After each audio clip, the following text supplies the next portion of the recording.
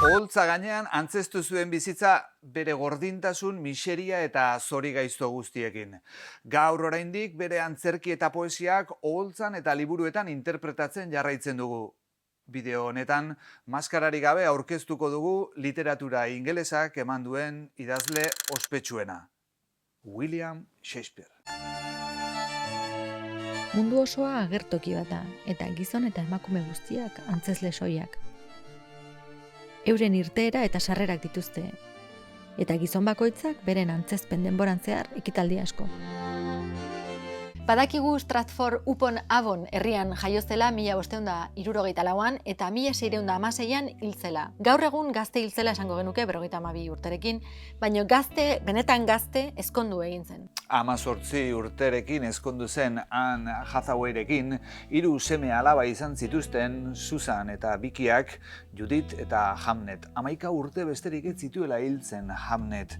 Eta kritikari batzuen ustez, semearen heriotza izan zen Hamlet antzezlanaren inspirazio iturri. Badirudi 1587an Londresera joan eta antzerki giroan murgildu zela.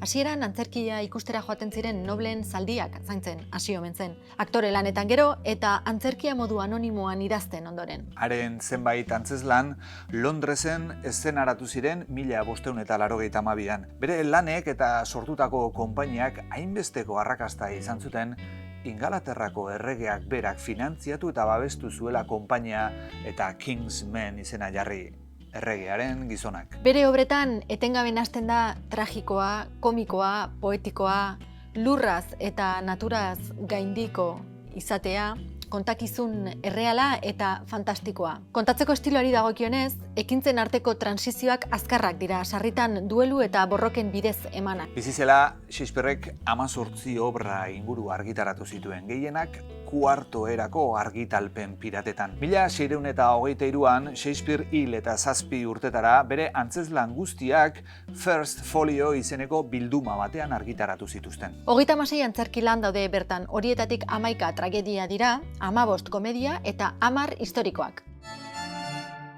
Zatoz gau itxu, estali ezazkiozu begiak egun errukitsuari.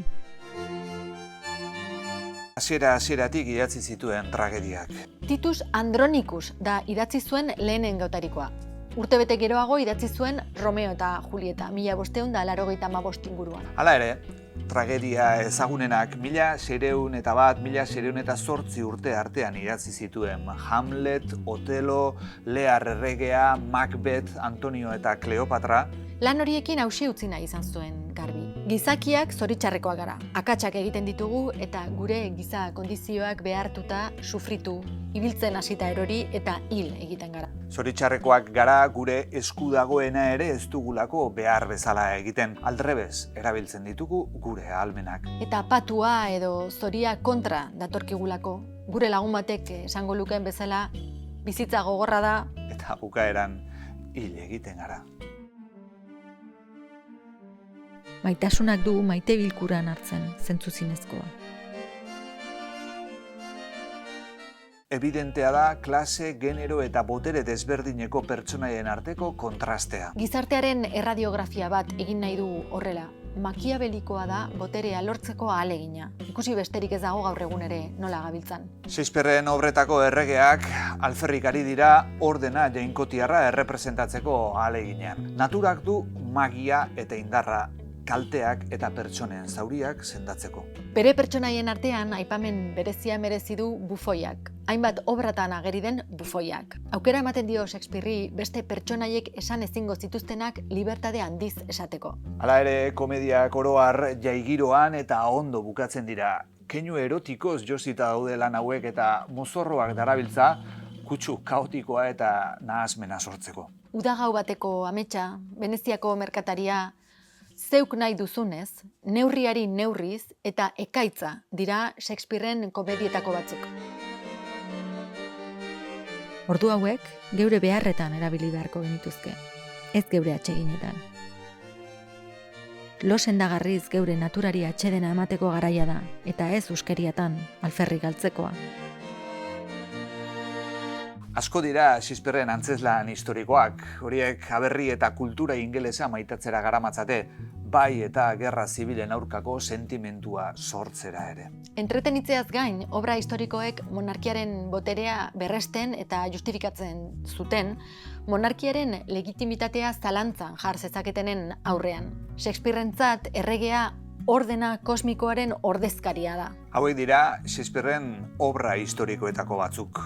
Eduardo Hirugarrena, Enrique Seigarrena, hirugarren zatiak, Ricardo Hirugarrena, hizkera landua da Shakespearena, aberatsa, fina. Metafora egile aparta ere bada, eta hitz berri asko ere sortu zituen, adibidez castigate, norbait gogor zigortzea esateko, edo watchdog, legez kanpoko gauzak salatzeko zaintza lanetan aritzen den pertsona edo taldea izendatzeko. Bi dira kritikak Shakespearen antzerkigintzatik nabarmendu dituen alderdiak. Alde batetik, pertsonaia bakoitzarekin egiten duen introspekzio eta psikologia lana, Shakespearek ez du moralizatzen, ez du predikurik egiten, ez du gizakion arazoentzako fede, sinismen edo etikarik proposatzen. eta bestetik, irudimen mugagabea azpimarratzen du. Pertsonaia bakoitzak du kosmobizio bat. Horregatik deitu izan zaio poeten poeta, Shakespearek intxaur eskola bat unibertso bihurtu dezake. Tentelu batek kontatutako historia da bizitza. Arrabotsez eta suminez betea, esan nahirik gabea.